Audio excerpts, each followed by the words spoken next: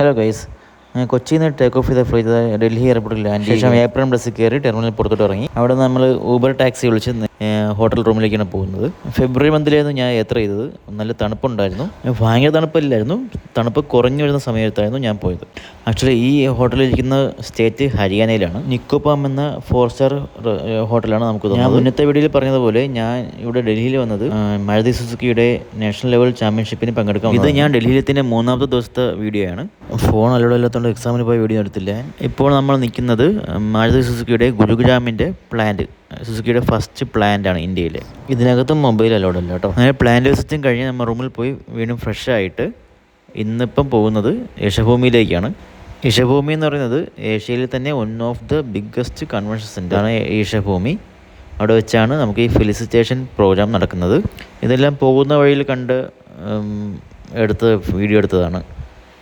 അങ്ങനെ നമ്മൾ പോകുന്ന ബസ് ഒരു അണ്ടർ പാസിലൂടെ പോവുകയാണ്. ഈ അണ്ടർ പാസിന് പ്രത്യേകതയുണ്ട്. ഇതിൻ്റെ മുകളിലാണ് ഡൽഹി എയർപോർട്ടിൻ്റെ ഫ്ലൈറ്റിന് ടാക്സി ആയിട്ട് ഉപയോഗിക്കുന്നത്. ഇങ്ങനെ സ്ട്രക്ചർ നിലവിൽ ഇന്ത്യയിൽ ഡൽഹിയിൽ മാത്രമേ ഉള്ളൂ.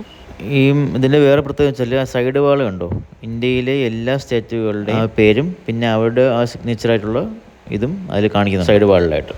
അത് സ്റ്റേറ്റിലെ കൾച്ചറും ഹിസ്റ്റോറിക് മോണുമെൻറ്റ്സ് എല്ലാം ഇതിൽ കാണിക്കുന്നുണ്ട്. പക്ഷേ 2.1 കിലോമീറ്റർ ലെങ്ത് ഉണ്ട് ഈ അണ്ടർ പാസിന്.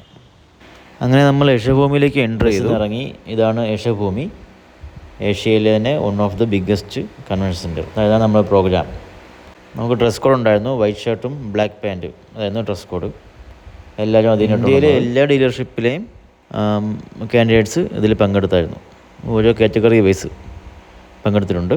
ഇങ്ങനൊരു എക്സാമിന് പങ്കെടുത്തുകൊണ്ടാണ് ഇതിലൊക്കെ ഇത് കാണാൻ പറ്റുന്നത്. അല്ലെങ്കിൽ ഇവിടെയൊക്കെ ആര് വരാനാ. വളരെ നല്ലൊരു അനുഭവമായിരുന്നു ഈ യാത്ര.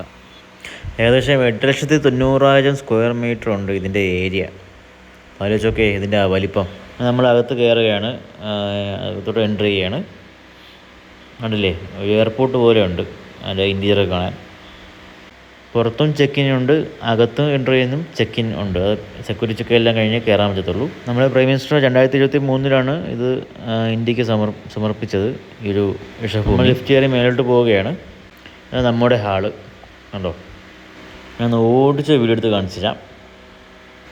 ഇതിൽ വീഡിയോ എടുക്കുമ്പോൾ ഞാൻ ഫുഡ് കാണിക്കുന്നത് മെയിൻ കോഴ്സ് അല്ല, സ്റ്റാർട്ടറും സ്നാക്സൊക്കെയാണ് ഉള്ളത്.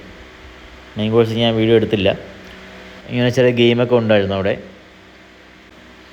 6 ഉള്ളതിൽ 2 തറയിൽ പോയി 4 കിട്ടി. അങ്ങനെ പ്രോഗ്രാം തുടങ്ങി.